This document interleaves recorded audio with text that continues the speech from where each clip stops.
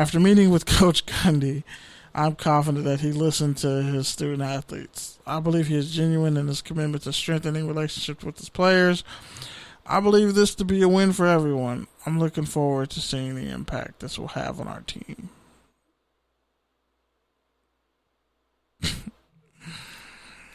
Okay. Just... Oh man! Hey!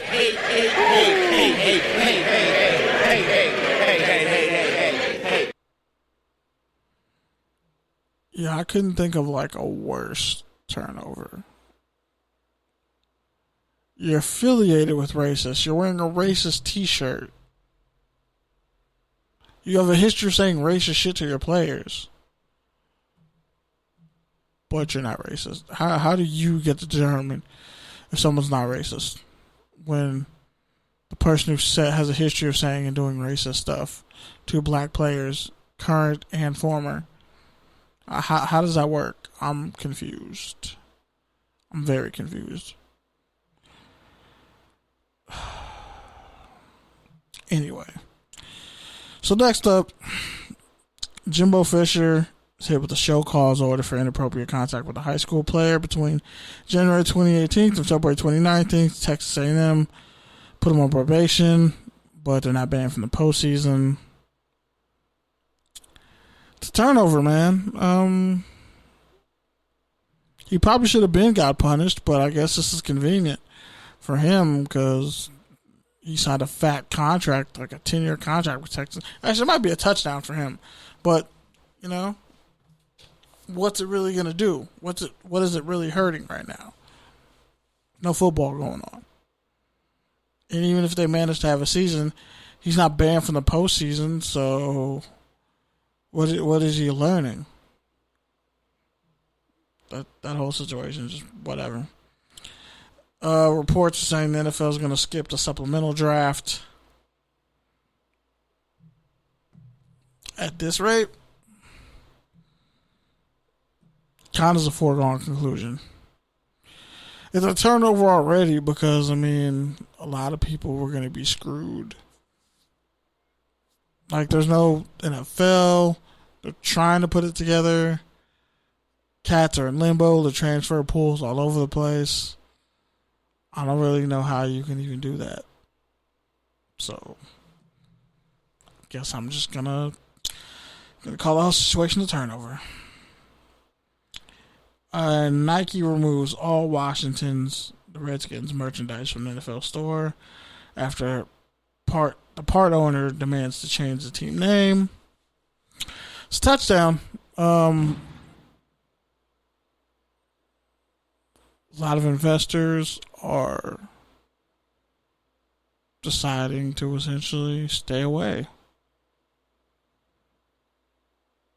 They're deciding essentially to just de-invest from that team. Not much else you can do. Okay. Now, oh boy. Let's do it.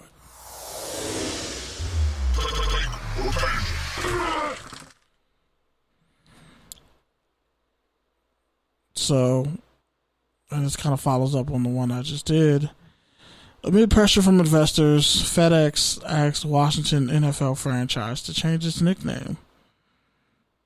They paid $205 million for the naming rights to Washington Stadium in November 1999. And that, according to Adweek's, Mary Emily O'Hara reported Wednesday that a group of 87 investment firms had written 3 letters to Nike, FedEx, and PepsiCo asking the companies to sever their business ties with Washington unless the team drops its current moniker. Frederick Smith, who founded FedEx in 1971 and its company CEO, is also a member of Washington's ownership group. The implications of Thursday's statement were obvious given FedEx's connections to Washington. The company that FedEx has asked the Redskins to change their name is massive. Feels like a major turning point in this ongoing story. Not just because sponsorship money talks and FedEx is a massive team sponsor, but their CEO was one of Dan Snyder's minority ownership partners. Now, personally, this is insanely huge, and it's long overdue. When it's to the point that your minority owners and the person who owns the field that you play football at wants you to change your team name, it's probably long overdue for you to change the goddamn team name. Should have changed it. There's no reason why you shouldn't have changed it. That's cut and dry. They already removed the former team owner from the Ring of Honor. Just change the goddamn name. Well, I don't see what's so hard to understand about this. All you gotta do is change the Redskins' name. That simple. Like, you can call them the Washington Warriors. Like, I don't give a shit. But, like, don't make it a Native American based name. It's that simple. Because it looks stupid now. And it's unfortunate. And it's really sad. But that's what they're doing. They need to change it. Next up, take a tangent. The NFL is going to play the Black National Anthem at NFL games this year. Oh boy. You know what? I'm just gonna play the anthem.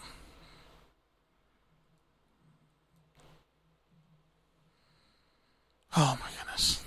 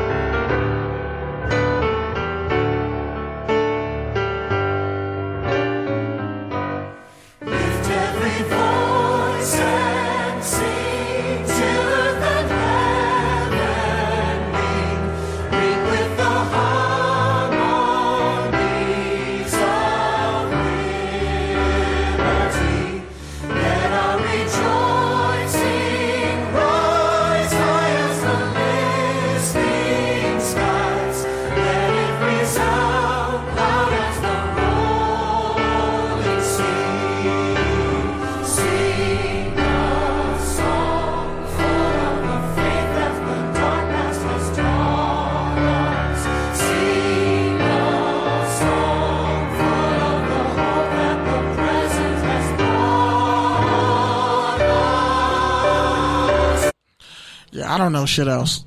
Like, come on. How much can you placate to black people? You have all these white people who've been voice acting black characters for years, and now all of a sudden they grow a change of heart. But are you gonna give those checks back? I don't think so.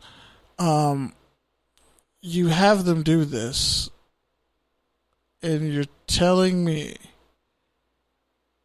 that you're going to play the Black National Anthem at NFL games when there might not even be NFL games. That's rich. That's hilarious.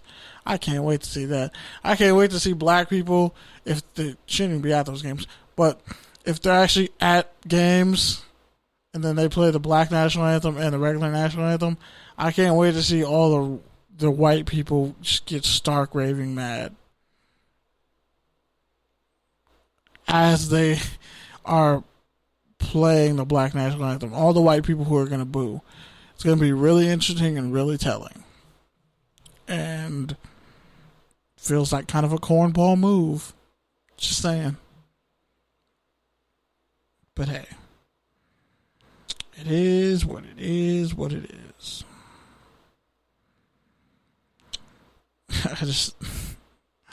Oh man. Like, honestly, I don't know many black people who actually know the whole song by heart, but I probably should.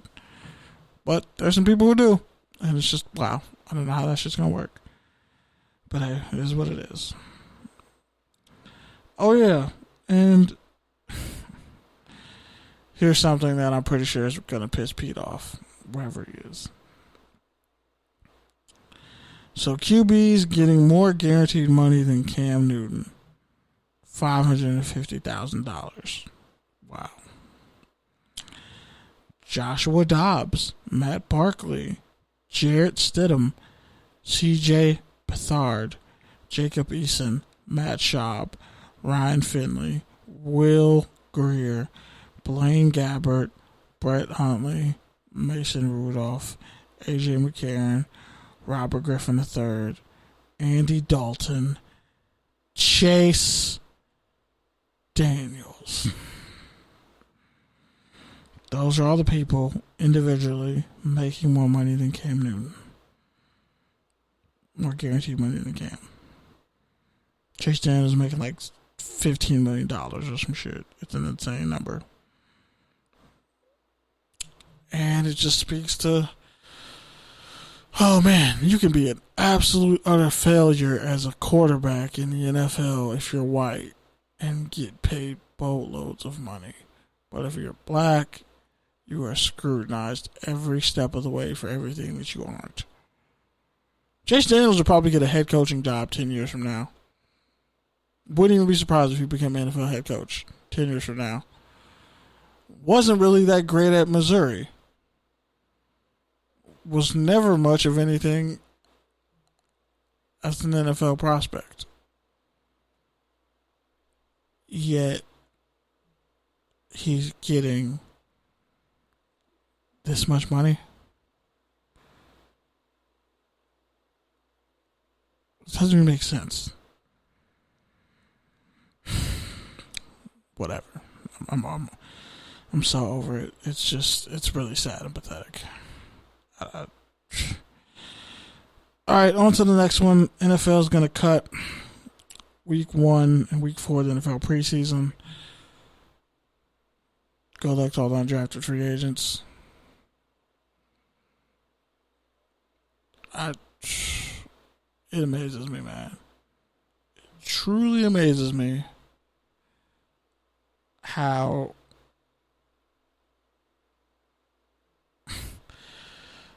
the NFL thinks they're going to just keep cutting weeks, and it's actually going to work out. I just don't see it. I hate to say it, but I don't see it happening. It's kind of a serious problem. I just don't see how you can do that. But anyway,